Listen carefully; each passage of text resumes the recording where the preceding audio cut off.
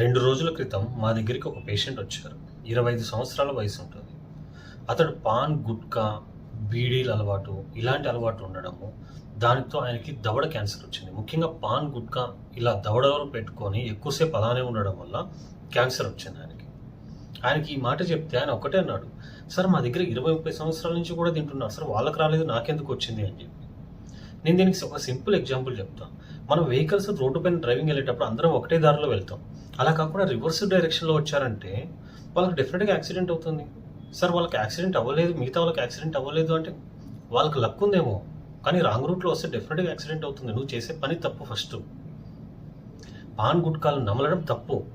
అది 2 సంవత్సరాలైనా కానీ, 20 సంవత్సరాలైనా కానీ, 2 నెలలైనా కానీ తినద్దండి. ఫస్ట్ అది తింటే ఎప్పుడో ఒకసారి వస్తుంది. వాళ్ళకి రాలేదు నాకెందుకు వచ్చిందంటే వచ్చింది, వాళ్ళ అదృష్టం వాళ్ళకి రాలేదు, డెఫినెట్గా వస్తుంది. తినకండి, ఇలాంటివన్నీ మానేసేయండి. ఇలాంటి విషయాలు మరిన్ని తెలుసుకోవాలంటే మా ఛానల్ని లైక్ చేయండి, షేర్ చేయండి, ముఖ్యంగా సబ్స్క్రైబ్ చేసుకోవడం మర్చిపోకండి.